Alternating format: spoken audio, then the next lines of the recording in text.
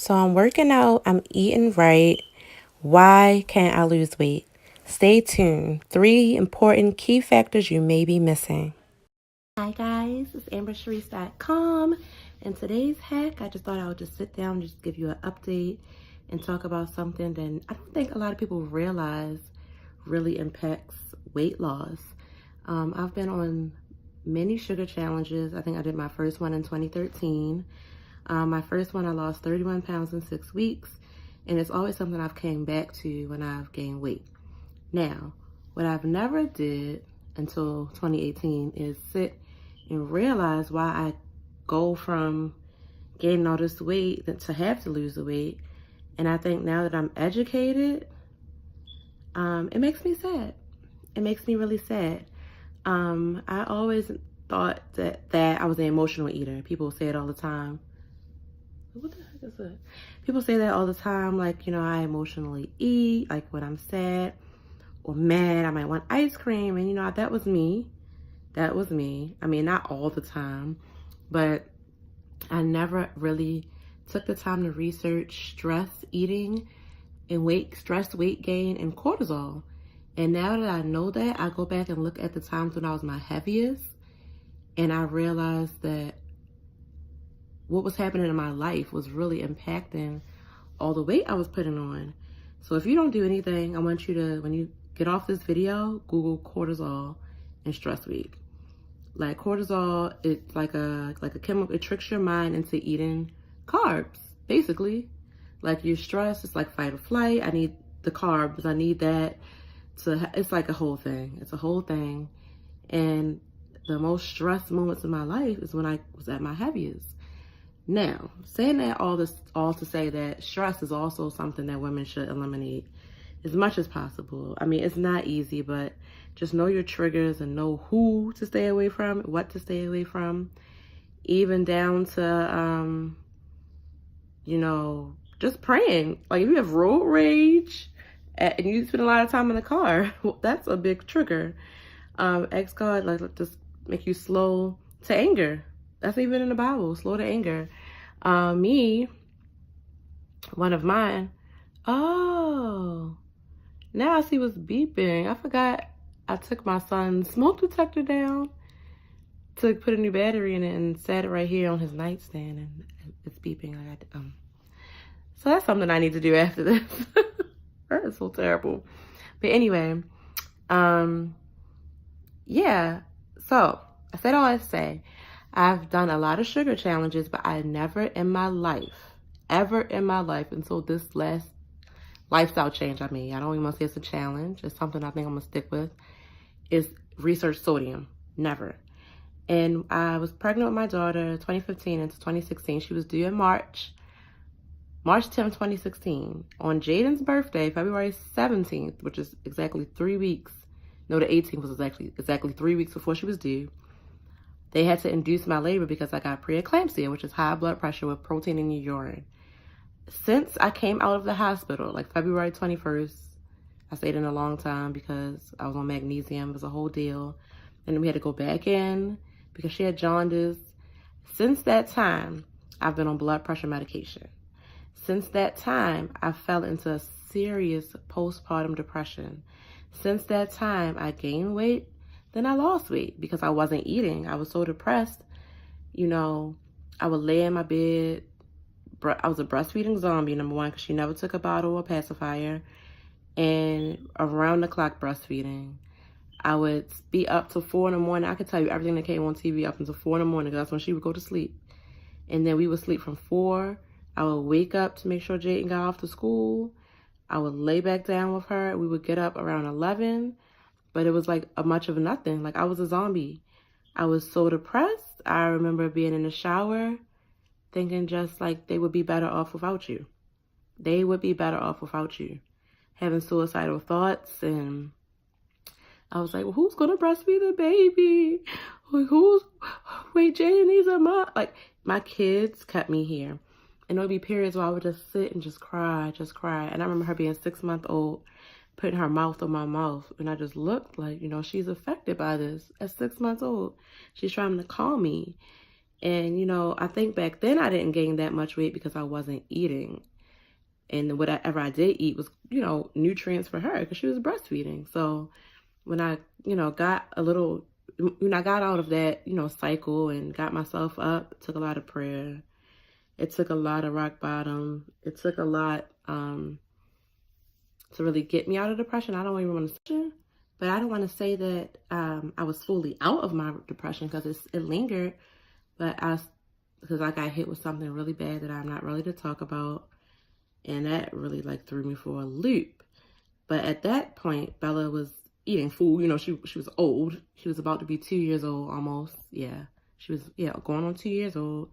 So I wasn't a breastfeeding zombie. I was still breastfeeding when she wanted to go to sleep because she depended on it. Just like a child has a pacifier, but she never took a passy, never took a bottle. So that's a whole nother hack.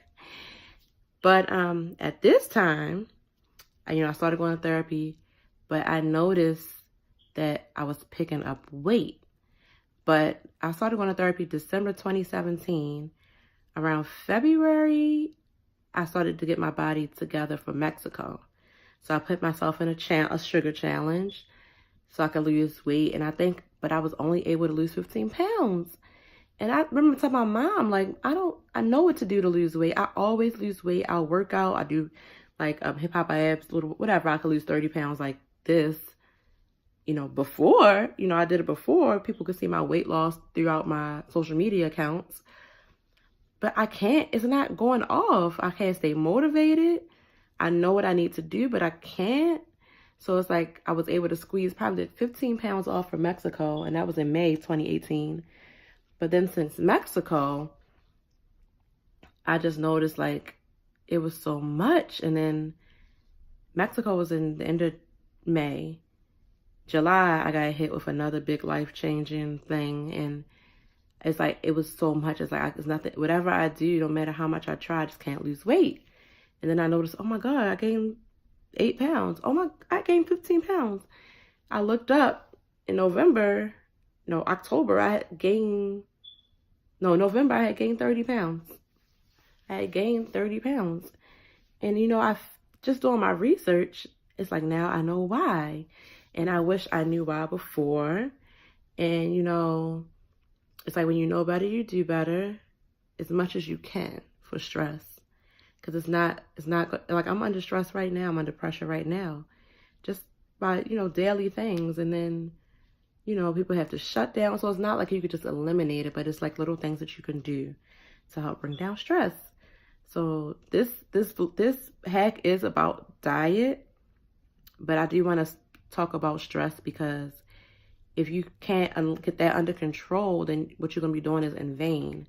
So I had to remove people from my life. I had to remove, so I put myself in stressful situations. I had to learn how to say no because I'm a yes person. I'm a giver by nature. I would give my last. Somebody would call me, you think I got $10 for Friday? Knowing that's all that I allocated for myself to budget maybe for food, but I'm like, they in need. And, I could wait till Friday, so I'll give it to them. Not knowing that something might happen, and I'm like, I'm $10 short. Like, and that was for years. I used to do stuff like that. I was living check to check, but I would give. And, I had to learn how to say no. That relieves a lot of stress and pressure right there. I will say, if somebody asks me something, I'm going to say yes. But I feel like a lot of people complain like, oh my God, I have a toddler. Well, I have 5. Well, I have an infant and 4 toddlers all day long. And I can do this job because I have patience for kids and I understand, why they do the things they do and the terrible twos. But when you have the 4 go away and you still have your 1, it could be a lot. Also, having Bella transitioning until 3, she's getting more bossy. She thinks that she's in charge because she lives here. It's stressful. I had to realize that it's a stressor. So I had to put myself in situations where I can de-stress. So one thing I used to do during nap time is I don't know, catch up on a show or clean up while they were asleep or like But now I totally disconnect. I got Audible, so I'm right now I'm listening to Michelle Obama's book Becoming, a bunch of different other books. What's his name? Damon, what's his name though? I can't think of his name. You know, Fubu, the guy, Shark Tank. I have 2 of his books. I don't know why I can't think of his name right now. It's so bad. Damon John? Yeah. Also, I work out now while they're asleep. Working out is really, it releases good endorphins. That is taking a lot of my stress away. I was take showers with Bella so I can, teach her how to wash and things like that. I had to just separate myself because it was easier. Okay, I get in, you get in, here's your thing, here's my thing, here's this. Let me show you what to do. You wash this, wash that. We would get out. I don't care if somebody thinks that's weird or judgy. You might not have kids. Mothers know that they take baths with their children or showers, whatever. But now, I said, like if she sees me getting in the tub, she'll be like, I want to get in the tub too. But now I just say no, because I light my candles. I put bath salts and things that she can't have in her bath. I don't want to irritate her. And, I just asked Jaden, please watch your sisters. I can just take a bath by myself, please. That's all I asked was to take a bath by myself. But it's little things I realized I was really putting myself in these situations that I could just relieve my stress. Maybe 2 nights a week, I'll like make them dinner and I'll leave them at the table while they sit. I do this twice a week at least, while they sit downstairs and they eat dinner together. I come upstairs, I turn off my lights, I shut the door, I get on my knees and just talk to God. I journal. When I feel myself getting angry about something, I remove myself from the situation. I get on my Bible app and I click anger. You could click different things that you feel: depressed, anger, anxiety, stress. And I read scriptures about it and it calms me on the spot. My therapist told me about the Calm app. Just the sound of that alone, I turn it up really loud. It'd be better if you have headphones and just let it soothe you. You'll hear a bell dings, and it keeps you there. It keeps you in that. So if you hear like outside noise, like sometimes I'll hear Bella still talking or, Mom, what you doing or whatever, but the bell will click you back in, like concentrate on the music. And these are things that can help eliminate your stress. You eliminate your stress, you eliminate the cortisol. You won't stress eat, you won't emotionally eat. That is number 1. I think that has helped me. Like people say, oh, how'd you lose 25 pounds that fast in like a month or 5 weeks, whatever it's been? You must have lost a lot of water weight. No, I'm losing fat. Well, I believe a lot was water weight, of course, but I know I'm losing weight because I'm changing my lifestyle. So that's number 1. Number 2, I will always eliminate sugar. Never thought about sodium. Never thought about salt. And everybody knows salt retains fluid, but I'm thinking, I'm eliminating sugar. I'm stuck on this blood pressure pill now. And that takes away, which is a water pill, so it takes away my water. It takes away the fluid. That's what my pill is. I don't have like the strong blood pressure pill. I just have a fluid pill, and it takes away my fluid, and that helps my blood pressure. So I'm thinking I'm not retaining that much fluid. So that's another reason why I say, I know it wasn't a lot of fluid I lost, but it's something missing, and it's sodium. Guys, a half a teaspoon of salt is 1,000 milligrams of sodium. The American Heart Association recommends 1,500 milligrams of sodium. So if you sprinkle in just that little half a teaspoon, and probably a whole teaspoon, which is 2,000, over your food daily, and then even milk has sodium in it. If you look at your labels today, just look at your labels of stuff that you eat today. Cereal, Honey Nut Cheerios, sodium. I'm trying to think of something. Yogurt, sodium. Milk, sodium. I'm putting a lot of hot sauce on my food because it's no calories, but it has sodium. It's like applesauce, like sodium. It's like everything you eat has sodium. So now, of course, I'm trying to stay under that 1,500 milligrams. So I'm using like onion powder, salt-free seasonings. I'm using those.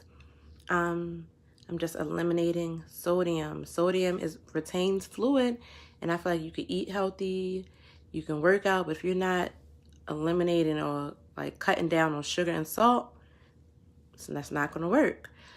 Sugar, no white sugar, no white food. That's like no white pasta, rice, potatoes, bread. You need to eat whole grain, whole wheat, blue corn. I'm trying to think what else. Condiments like ketchup. I'll link everything in this video that you can't eat if you want to like cut out sugar and maybe do a 21-day sugar detox. And that's today's hack. Eliminating salt, eliminating sugar, eliminating stress to drop 25 pounds. And I'll talk about working out on the next one. Bye. Ask yourself this. Can you live without sugar? Can you live without salt? 8 signs you have sugar addiction. As children, we were often rewarded with sweets, so it's kind of hard to get that sugar addiction out of us. A sugar detox is a great way to start. Here are a couple tips to jumpstart that journey for you. And if anybody needs any help, you can always DM me. I'm at ambersharice.com on Instagram. I love you guys. I wish you the best on your journey. Bye.